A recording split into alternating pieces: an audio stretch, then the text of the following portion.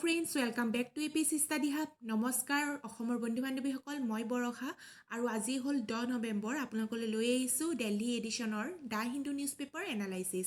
আপোনালোকে মোৰ সৈতে কানেক্ট থাকিবলৈ এই ইউটিউব চেনেলটো ছাবস্ক্ৰাইব কৰা নাই যদি এতিয়াই ছাবস্ক্ৰাইব কৰি লওক। আৰু আমাৰ টেলিগ্ৰাম চেনেল আছে, তাত আমি ডেইলি কাৰেণ্ট এফেয়াৰ্ছৰ ভিডিঅ' হওক, মেটেৰিয়েলছ হওক আৰু আপোনালোকৰ লাগতিয়াল বুকছসমূহ ইম্পৰ্টেণ্ট নটিফিকেশ্যন আমি তাত প্ৰভাইড কৰোঁ। চ' এতিয়াই জইন হৈ লওক। আৰু ফেচবুক গ্ৰুপ আছে APSC ষ্টাডি হাব বুলি, তাতো জইন হৈ ল'ব পাৰে। আৰু ইনষ্টাগ্ৰাম আছে APSC ষ্টাডি হাব বুলি, তাতো জইন হৈ ল'ব পাৰে। এতিয়া আহকচোন পলম নকৰি আজিৰ ভিডিঅ'টো ষ্টাৰ্ট কৰোঁ। আজিৰ প্ৰথম ইম্পৰ্টেণ্ট নিউজটো হৈছে হোৱাই ইজ MHA মানে ministry of home affairs task to monitor foreign funds for NGOs APSC। তো এই নিউজটোত বন্ধুসকল ফৰেইন ফাণ্ডিং নন গভাৰ্ণমেণ্ট অৰ্গেনাইজেশ্যনৰ ওপৰত সুপ্ৰিম কোৰ্টে প্ৰশ্ন কৰিছে যে মিনিষ্ট্ৰী অফ হোম এফেয়াৰ্ছে কিয় মনিটৰ কৰি আছে বুলি। ইয়াত এখন পেটিশ্যন ফাইল কৰা হৈছে ফৰেইন কণ্ট্ৰিবিউশ্যন ৰেগুলেটৰী কমিশ্যনৰ ওপৰত যে যিটো ফাণ্ডিং হৈ আছে ইয়াৰ ওপৰত কিয় আপুনি মনিটৰ কৰি আছে বুলি সুপ্ৰিম কোৰ্টে কুৱেশ্যন কৰিছে। ইয়াত চৰকাৰে সুপ্ৰিম কোৰ্টক কি এনচাৰ দিছে এই বিষয়ে আমি পঢ়িম। প্ৰথমে গভাৰ্ণমেণ্ট অফ ইণ্ডিয়াই ক'লে, সলিচিটৰ জেনেৰেল তুষাৰ মেহতাই, there is an element of national security integrity of nation involved here. Why should someone sitting in some foreign country pay? Every transaction is watched by the Ministry of Home Affairs from the very beginning. Money has come to fund Naxal activities. So ইয়াত কি কৈছে বন্ধু বান্ধৱীসকল, চৰকাৰে এই কাৰণেই monitoring কৰি আছে যে এনেকুৱা ফাণ্ডিং নেশ্যনেল ছিকিউৰিটি আৰু ইণ্টিগ্ৰিটিৰ ওপৰত প্ৰভাৱ পেলাব পাৰে। ইয়াত চৰকাৰৰ ইম্পৰ্ট আছে আৰু এই ফাণ্ড নাক্সালবাদীৰ ওপৰতো ব্যৱহাৰ কৰিব পাৰে বুলি চৰকাৰে জানিব দিছে। চ' NGOৰ ফাণ্ডিং হওক চৰকাৰে মনিটৰ কৰিবই। আৰু যেতিয়া কুৱেশ্যন কৰা হ'ল যে এই গোটেই ছিষ্টেমটো মিনিষ্ট্ৰী অফ হোম এফেয়াৰ্ছৰ আণ্ডাৰত কিয় আহে, ই ফাইনেন্স ডিপাৰ্টমেণ্টত কিয় নাহে।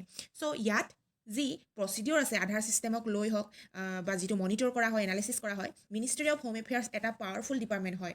চ' ইয়াৰ আণ্ডাৰত আহে বুলি এই নিউজটোত আমাক ৰাইটাৰে জানিবলৈ দিছে। 2020ত ফৰেইন কণ্ট্ৰিবিউশ্যন ৰেগুলেশ্যন লৰ কিছুমান চেঞ্জেছো আহিছিল। চৰকাৰে আৰু কয় যে ইয়াত অলৰেডি 10খন NGO আছে, ইয়াত পঠাব পাৰে তেওঁলোকে, কাৰণ বিভিন্ন পাৰ্পজত তেওঁলোকে পইচা পঠায়, ছ'চিয়েল, এডুকেশ্যনেল, ৰিলিজিয়াছ, কালচাৰেল আৰু ইকনমিক। কিন্তু ইয়াত ডাইৰেক্ট ফাণ্ডিং নকৰে কিয় তেওঁলোকে, আৰু তথাপিও চৰকাৰে কিন্তু মনিটৰ কৰিবই ফাণ্ডটো সঠিক কাৰণত সঠিক ঠাইত ব্যৱহাৰ হৈছে নে নাই। চ' এই নিউজটো এইখিনিয়ে ৰাইটাৰে ডিছকাছ কৰিছে। চ' এইটো এটা গুৰুত্বপূৰ্ণ কাৰেণ্ট এফেয়াৰ্ছ বা নিউজ। চ' বন্ধু বান্ধৱীসকল, ইয়াতে এটা সৰু নিউজ আছে, আপোনালোকে ইনফৰ্মেশ্যন জানিব লাগে। UK includes Covaxin to its list of vaccines. So' এই নিউজটোত কৈছে যে UK কোভাক্সিনক নিজৰ লিষ্টত ইনক্লুড কৰিলে। ইয়াত কি হ'ব, 22 নৱেম্বৰৰ পৰা যিবোৰ কোভাক্সিন লোৱা যাত্ৰীসকল আছে ভাৰতৰ পৰা UKলৈ যাব, তেওঁলোক যাব পাৰিব। কাৰণ ইয়াৰ আগতে কোভাক্সিন লোৱা ব্যক্তিসকলৰ কাৰণে UK যোৱাত এলাউ নাছিল, কিন্তু এতিয়া তেওঁলোকে যাব পাৰিব। চ' এইটো এটা সৰু ইনফৰ্মেশ্যন, যিসকল UKলৈ যাব তেওঁলোকৰ কাৰণে ই এটা গুৰুত্বপূৰ্ণ নিউজ বা current affairs. So' next important news আৰু কাৰেণ্ট এফেয়াৰ্ছটো হৈছে in supreme court Kerala bats for new dam at Mulla Periyar.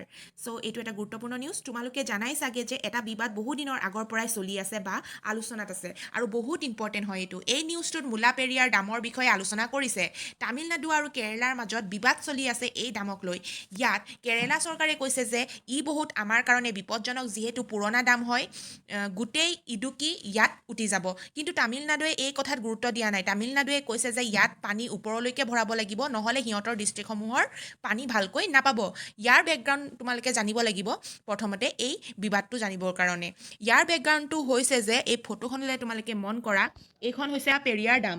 ইয়াত কিয় মুল্লা পেৰিয়াৰ বুলি কয় ইয়াক, কাৰণ ইয়াত এখন মুল্লা নদী আৰু এখন পেৰিয়াৰ নদী দুখন মিলি ইয়াৰ ওপৰত এই মুল্লা ডামখন হৈছে। চ' বন্ধু বান্ধৱীসকল, এই ডাম ক'ত লোকেটেড হয়, এই কুৱেশ্যনটো তোমালোকে ষ্টেট গভাৰ্ণমেণ্ট এক্সামতো পাব পাৰা। সেইটো হৈছে কেৰেলাত, কিন্তু এই ডামখনক অপাৰেট কৰে তামিলনাডুৱে।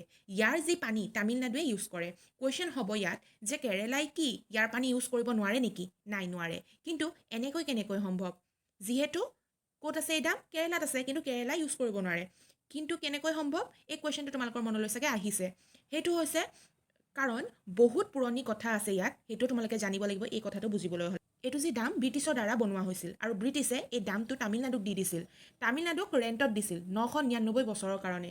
আজিৰ ডেটত এই ডামটো 120ৰ ওপৰতো হ'ল বুলি আমি ক'ব পাৰোঁ। ইমানেই পুৰণি ডাম হয় আৰু বিপদজনক হৈ পৰিছে ই। চ' কেৰেলাত এইটোৱে কৈ আছে কেৰেলাই যে ডাম বহুত পুৰণা হ'ল, আৰু তামিলনাডুৱে কি কৰি আছে, ইয়াৰ পানীৰ লেভেল বঢ়াই আছে সিহঁতৰ ডিষ্ট্ৰিক্টসমূহক দিবলৈ। কেৰেলাই কৈছে ওপৰত পানীৰ লেভেল বঢ়োৱাৰ ফলত যিকোনো মুহূৰ্তত এই ডামখন ভাঙি পৰিব আৰু আমাৰ গোটেই ইডুকি উটি যাব। কাৰণ কেৰেলাত বানপানীৰ অসুবিধাৰ সন্মুখীন হোৱা প্ৰায়ে দেখা যায়। এই নিউজটো দেখিবা, কেৰেলাই সুপ্ৰিম কোৰ্টত কৈছে যে তামিলনাডুৱে নিউ ডাম বনাই লওক, এইটো সকলোৰে কাৰণে বেটাৰ হ'ব। কিন্তু কোৱা নাই যে একেবাৰে এই ডেমটো আঁতৰাই দিব লাগে। এটা মজবুত নতুনকৈ ডাম বনাব কৈছে যাতে সকলোৰে সুবিধা হওক। চ' এইটো এটা গুৰুত্বপূৰ্ণ নিউজ বা কাৰেণ্ট এফেয়াৰ। চ' বন্ধু বান্ধৱীসকল, আজিৰ ইম্পৰ্টেণ্ট এডিটৰিয়েলটো হৈছে কট ইন দ্য ক্ৰছ ফায়াৰ। এইটো মই অলৰেডি যোৱা পৰহি নিউজত ডিছকাছ কৰিছোঁৱেই। যিসকল এই চেনেলটোত কানেক্ট হৈ আছে বা ৰেগুলাৰ এডিটৰিয়েল চাই আছে তেওঁলোকে গমেই পাব। চ' ইয়াত কোৱা হৈছে বন্ধু বান্ধৱীসকল, India and Pakistan must ensure that peace fishermen are not victims of deterioration in ties. এডিটৰিয়েলটো বুজাৰ আগত তোমালোকে এটা ডায়েগ্ৰামত বুজিব লাগিব। এইটো হ'ল ইণ্ডিয়াৰ মেপ, হয়নে? এইটো ইণ্ডিয়া হ'ল, ইয়াতে আছে তামিলনাডু, আৰু ইয়াত হৈ গ'ল শ্ৰীলংকা, ঠিক আছে। আৰু ইয়াতে হ'ল পাল্ক ষ্ট্ৰেইট, ইয়াত আছে কি পাল্ক ষ্ট্ৰেইট। পাল্ক ষ্ট্ৰেইট ইয়াত কি হয়, তামিলনাডুৰ ফিচাৰীবোৰ যোনবিলাক মাছুৱা, সেই মাছুৱাসকল এই পাল্ক ষ্ট্ৰেইট আহি ফিচিং কৰে, ঠিক আছে, আৰু তেনেকৈ জীৱন যাপন তেওঁলোকে কৰি আছে। আৰু ইয়াতে এটা কি হয়, ইণ্টাৰনেশ্যনেল মেৰিটাইম লাইন থাকে, যিটো ক্ৰছ কৰিলে শ্ৰীলংকাই কি কৰে, এই ফিচাৰমেনবোৰক এৰেষ্ট কৰি লয়, আৰু এইটো ইণ্ডিয়াৰ ভিতৰত হৈ আছে, ঠিক আছে। ঠিক তেনেদৰে এতিয়া কি হ'ল, ৰিচেণ্টলি পাকিস্তানৰ ছিকিউৰিটি গুজৰাটৰ এজন ফিচিংমেনক তেওঁ মাৰি দিলে, হয়নে? আৰু 6জনক কাষ্টডিত ৰাখিছে। তো এনেকৈ পাকিস্তান আৰু ইণ্ডিয়াৰ মাজতো ৰিলেশ্যন আৰু বেয়া হ'ব, হয়নে? চ' এইটো এডিটৰিয়েলটোত ডিছকাছ কৰিছে যে পাকিস্তানে গুলি মাৰিব নালাগিছিল, এইটো এটা ভুল পদক্ষেপ লৈছে বুলি ৰাইটাৰে জানিব দিছে। যে কাৰণ ইণ্ডিয়ায়ো এনেকুৱা কেতিয়াও কৰা নাই, গুলি মৰা নাই, কাৰণ ইণ্ডিয়াৰ টেৰিটৰিটোতো ফিচাৰমেন আহিব ন মাৰিব, ফিচিং কৰিবৰ কাৰণে। তেওঁলোকে এটা ৱাৰ্ণিং শ্বট দিব পাৰে, কিন্তু মাছমৰীয়াক কেতিয়াও গুলিওৱা নাই। ঠিক তেনেদৰে কিন্তু পাকিস্তানে গুলি মাৰিছে, তেওঁলোকে এটা ৱাৰ্ণিং শ্বট দিব পাৰিলে হয়। চ' এইটো এটা যে ভুল টেৰিটৰি তহঁতে আহি পেলাই ফিচিং কৰি আছ। চ' ৰাইটাৰে এইখিনি কথাকে এই এডিটৰিয়েলটোত ডিছকাছ কৰিছে। চ' বন্ধু বান্ধৱীসকল, এইখিনি আছিল আজিৰ ইম্পৰ্টেণ্ট নিউজ, কাৰেণ্ট এফেয়াৰ্ছ আৰু এডিটৰিয়েল। চ' ভিডিঅ'টো যদি ভাল পালে লাইক শ্বেয়াৰ কৰিব নাপাহৰিব, আৰু চেনেলটো যদি ছাবস্ক্ৰাইব কৰা নাই এতিয়াই ছাবস্ক্ৰাইব কৰি লওক।